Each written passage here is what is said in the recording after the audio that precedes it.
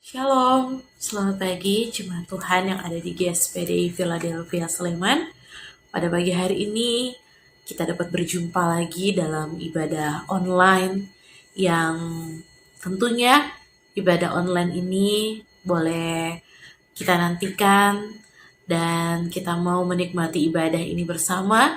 Dan sebelum kita mendengarkan kebenaran firman Tuhan pada pagi hari ini, kita mau mendengarkan satu pujian dan kita akan berdoa. Sampaikan pada Yesus segala beban hidupmu. Dia hanya sejauh doa saat kau berseru.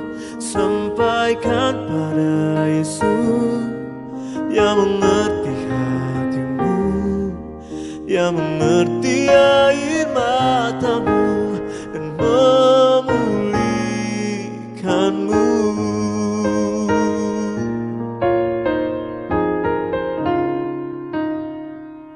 Saat dunia kecewakan dan tak ada satu pun yang peduli, Dia peduli. Saat dunia menyakitkan,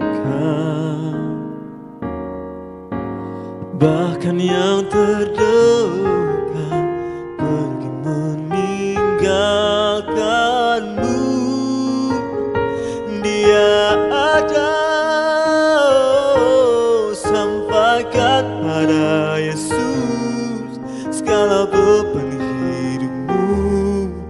Dia hanya sejauh doa saat kau berseru. Sampaikan pada Yesus yang mengerti hatimu, yang mengerti air matamu dan memulihkanmu. Tuhan, terima kasih atas berkat yang telah Kau berikan kepada setiap kami, perlindungan-Mu di setiap hari-hari kami. Sebentar kami akan mendengarkan firman-Mu. Tolong Tuhan bantu siapkan hati dan telinga kami untuk dapat menerima berkat yang akan Kau berikan. Semoga apa yang kami dengarkan dan terima dapat menjadi penuntun jalan di kehidupan kami masing-masing. Kami serahkan doa ini ke dalam tangan-Mu, Allah yang Maha Kuasa, dalam nama Tuhan Yesus Kristus. Haleluya. Amin. Puji Tuhan. Sekali lagi saya ucapkan selamat pagi bagi sidang jemaat Tuhan yang ada di Philadelphia Sleman. Saya percaya jemaat Tuhan sudah mempersiapkan diri dengan baik untuk diisi oleh kebenaran firman Tuhan. Salam rindu dari kami yang ada di Bandar Lampung untuk seluruh sidang jemaat Tuhan yang ada di Sleman. Dan tentunya doa kami untuk seluruh jemaat boleh ada dalam keadaan yang kuat, ada dalam keadaan yang sehat, dan tentunya dalam keadaan yang diberkati Tuhan. Tidak berlama-lama pada pagi hari ini, siapkan tentunya Alkitab kita dan hati kita untuk diisi oleh kebenaran firman Tuhan. Firman Tuhan pada pagi hari ini saya berikan judul atau tema yaitu jangan pernah kecewa. Kita lihat ayatnya di dalam Habakuk pasal yang ketiga, ayat yang ke-17 sampai ayat yang ke-19.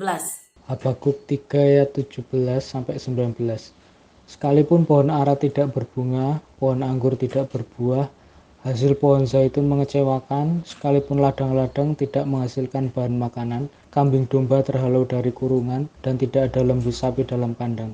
Namun aku akan bersorak-sorak di dalam Tuhan, beria-ria di dalam Allah yang menyelamatkan aku. Allah Tuhanku itu kekuatanku, Ia membuat kakiku seperti kaki rusa, Ia membiarkan aku berjejak di bukit-bukitku. Firman Tuhan yang sudah kita dengar tadi dan tentunya kita sudah baca bersama-sama di rumah kita masing-masing ya.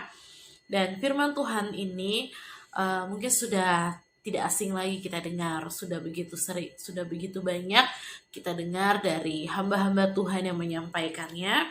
Dan tentunya pada pagi hari ini kita juga mau sama-sama belajar tentang kebenaran firman Tuhan yang akan kita terima pada pagi hari ini. Dan puji Tuhan, Bapak Ibu Saudara yang terkasih dalam nama Tuhan Yesus Kristus, Habakuk itu adalah seorang nabi. Dan arti dari nama Habakuk itu adalah merangkul. Dan jemaat Tuhan, Nabi Habakuk pada saat itu ada di tengah-tengah situasi yang sangat sulit. Ada di tengah-tengah situasi yang sangat-sangat sulit pada zaman itu. Dan di sini saya mencatat pada saat itu ada 6 keadaan yang dialami oleh Nabi Habakuk. Kita lihat di dalam ayat yang ke-17. Sekalipun pohon ara tidak berbunga, pohon anggur tidak berbuah, hasil pohon zaitun mengecewakan, sekalipun ladang-ladang tidak menghasilkan bahan makanan, kambing domba terhalau dari kurungan, dan tidak ada lembu sapi dalam kandang.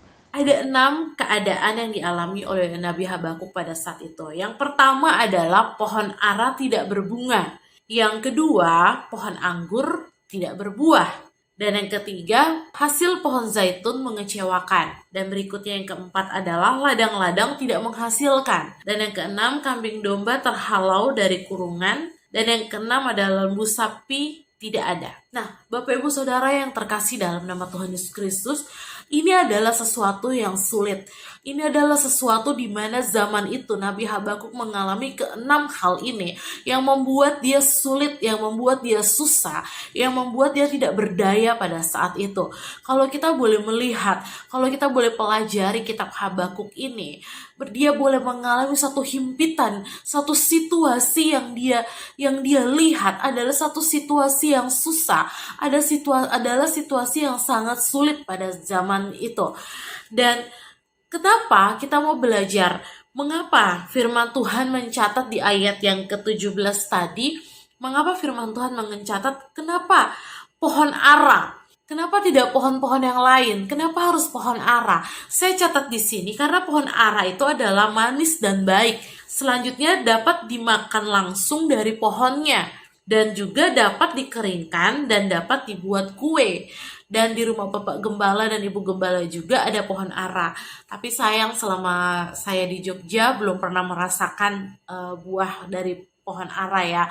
Karena juga saya tidak suka. Dan di situ pohon ara di situ melambangkan sesuatu buah yang manis dan buah yang baik. Tapi pada saat itu pohon ara tidak berbunga. Dan yang kedua, pohon anggur. Kalau kita boleh melihat atau kita pelajari pohon anggur ini, itu adalah selain untuk minuman, buah anggur merupakan bagian penting dalam makanan orang Ibrani sebagai sumber yang menyediakan zat besi dan mineral pokok. Nah, pohon anggur juga melambangkan kemakmuran dan damai sejahtera. Tapi pada saat itu diizinkan bahwa pohon anggur pun tidak berbuah.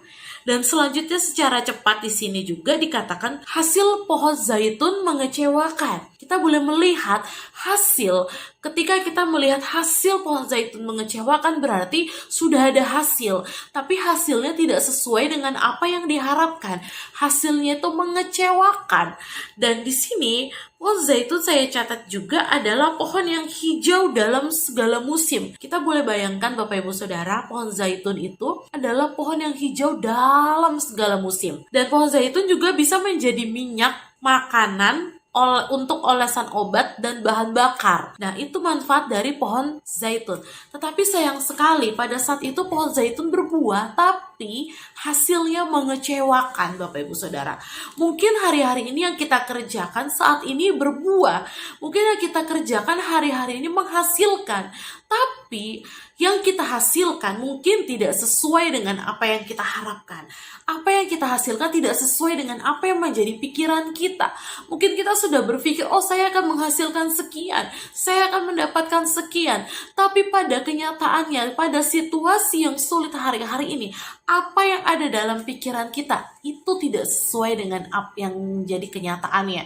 Bahwa mungkin hasil yang kita terima adalah hasil yang mengecewakan. Dan selanjutnya, ladang-ladang. Ladang-ladang itu adalah tanah yang diusahakan dan ditanami. Atau tanah tempat yang luas yang diusahakan karena mengandung sumber daya alam. Tetapi firman Tuhan juga mencatat di sini, ladang-ladang juga tidak menghasilkan bahan makanan. Selanjutnya, kambing domba. Nah, di sini dikatakan di dalam ayat yang ke-17 tadi, kambing domba terhalau dari kurungan. Dalam arti yang lain atau di dalam bahasa yang lain, menurut atau tafsiran yang lain, terhalau itu artinya dirampas dari dalam kandang. Bayangkan Bapak Ibu Saudara, kambing domba pada saat itu terhalau atau dirampas.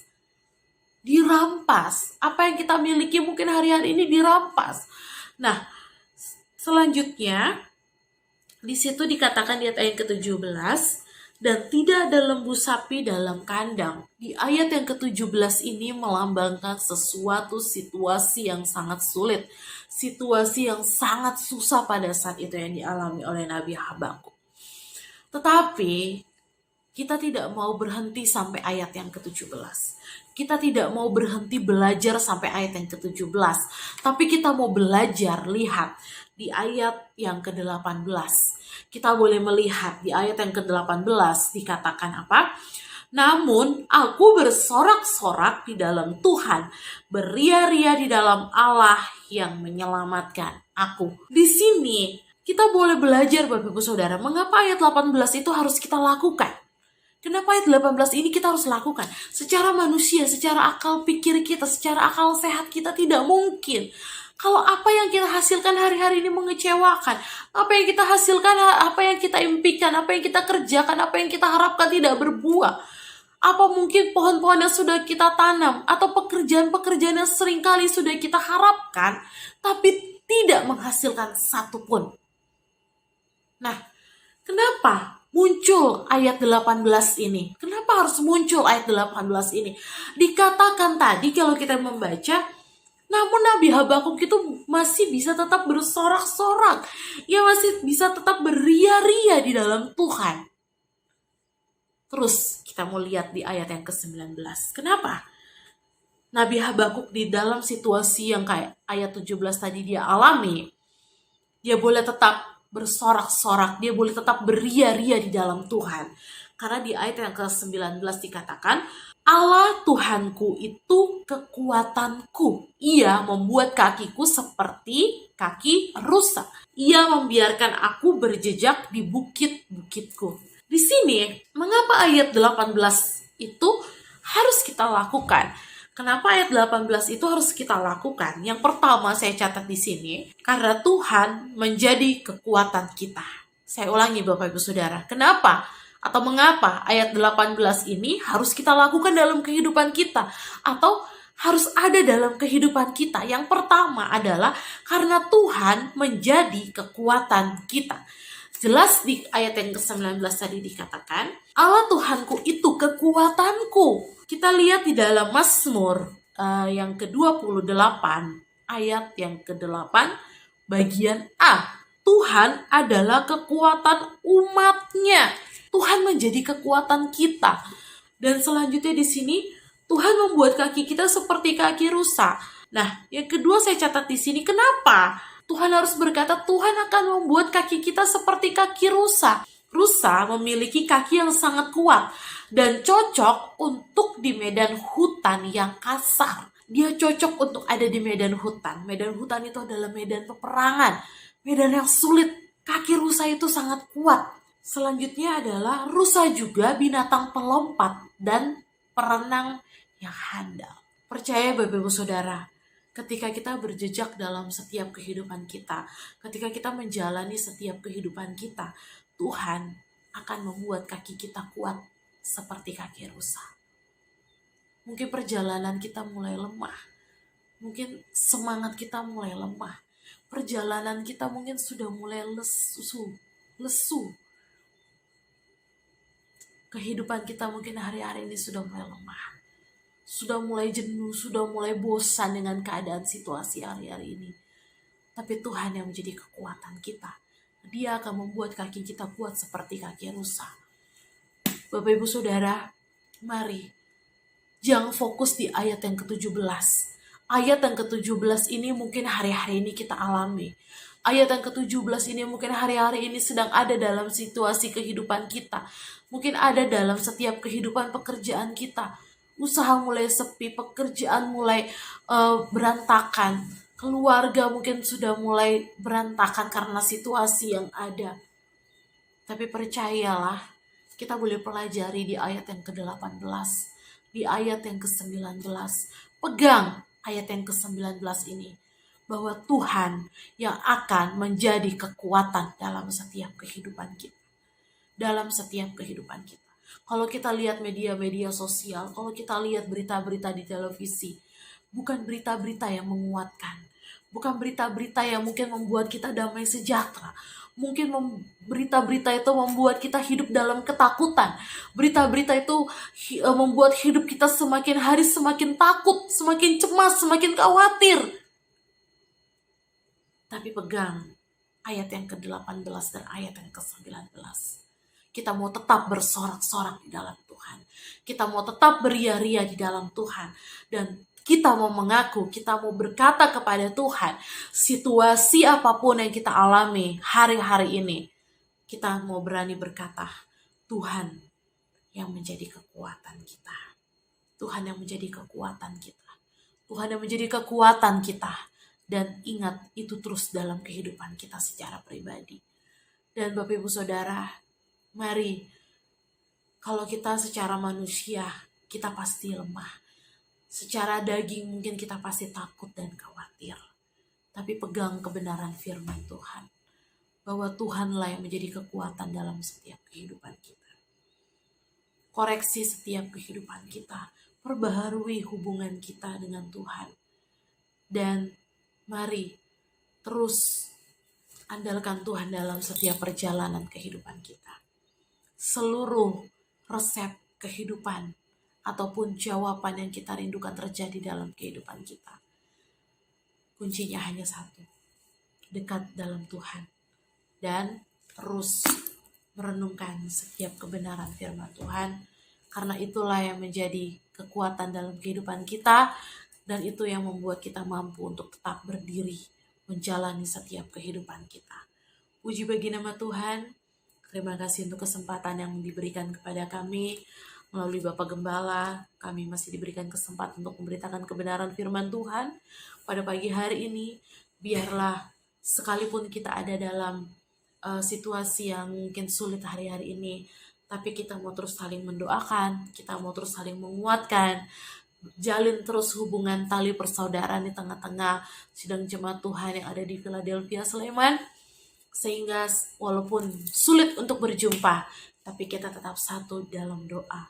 Puji Tuhan, dan kiranya jemaat Tuhan yang ada, sampai kita ketemu lagi di lain kesempatan, dan biarlah kita tetap semangat. Salam sehat dari kami, dan doa kami terus ada bagi setiap umat-umat Tuhan yang ada di GSPD Philadelphia, Sleman. Puji Tuhan, demikianlah firman Tuhan dapat saya sampaikan pada pagi hari ini. Akhir kata saya sampaikan, Tuhan Yesus memberkati dan tetap semangat. Amin. Puji Tuhan, kita sudah mendengarkan firman Tuhan, kiranya menjadi berkat bagi kita semua. Mari kita sama-sama tundukkan kepala, berdoa untuk mengakhiri seluruh rangkaian ibadah kita pada saat ini. Kita berdoa.